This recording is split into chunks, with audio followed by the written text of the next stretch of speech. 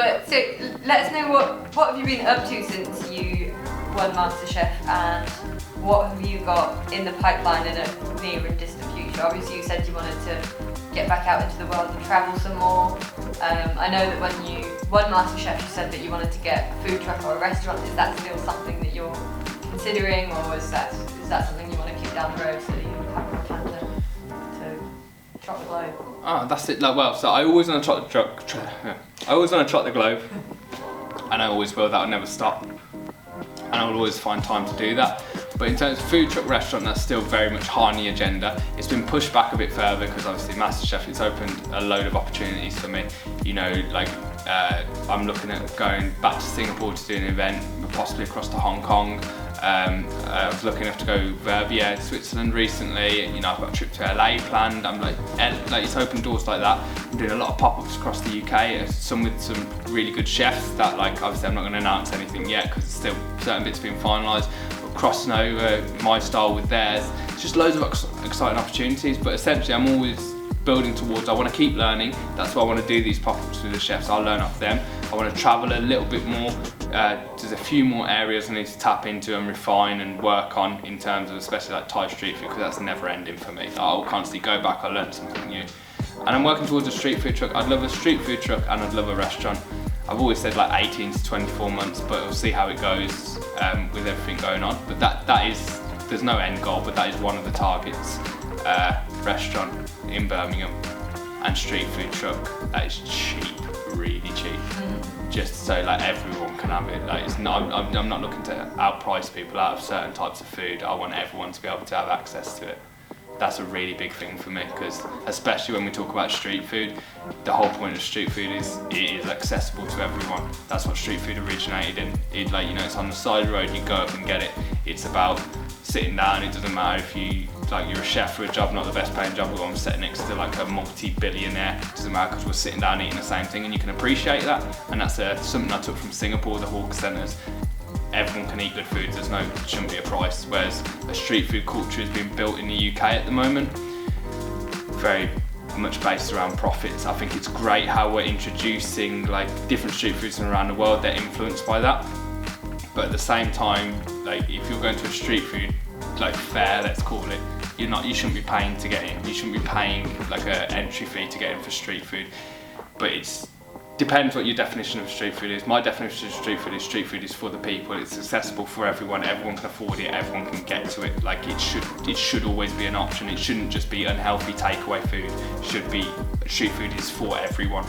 Whereas we use this street food label in the UK at the moment to say like we're doing these cool trendy tacos, like pad thais, we're doing stuff like that, or some heirloom tomato puree with halloumi fries, whatever they want to call it now. They're calling it street food because you're doing it from a truck.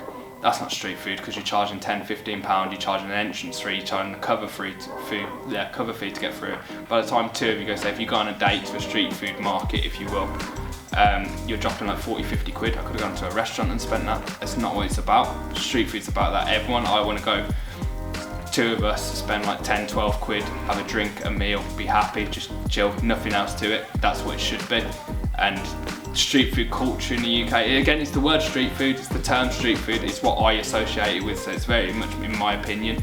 But where it's going in the UK, we're just using it as in, oh, we're doing this, and then you're charging so much. Street food, the whole point of it, everyone can get it, it's accessible, it's food on the side of the street. That's what it originally started off as, so you can just get it. You're not going to the fancy restaurant, you need that accessibility for good food.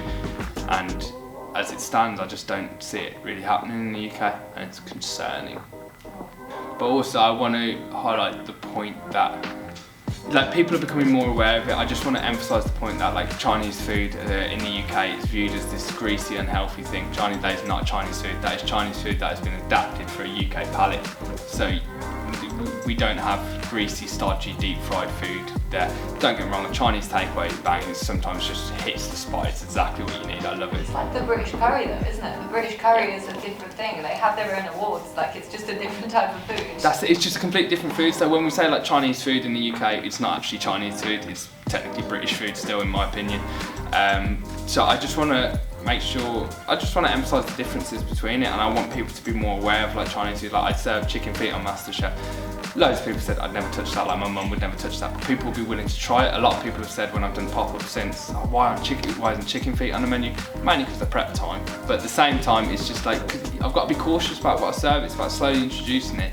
But I think it's naturally happening anyway. People are being more open to trying new things, understanding more about food. Like the term foodie's thrown around here, there and everywhere now. People are becoming more interested in food, and it's great.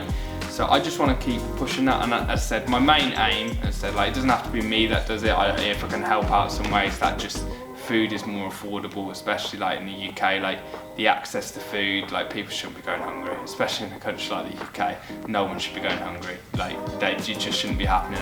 And I've worked in a lot of places where I've seen huge food wastage and everything. Like it just doesn't make sense to me. But I get it all comes down to greed at the end of the day.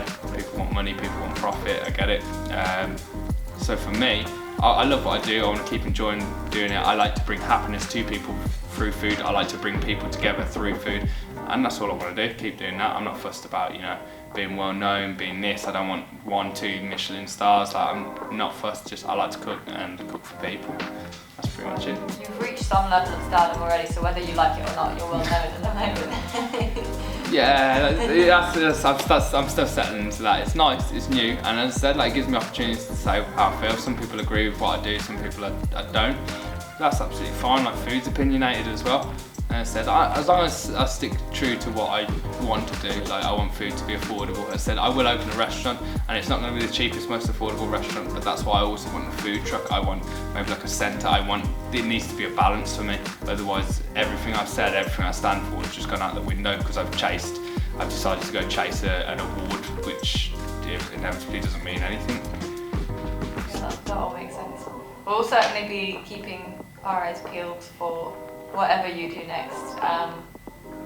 Thank you very much for being our chef to watch this month. No, thank you so much for having me. It's been good fun.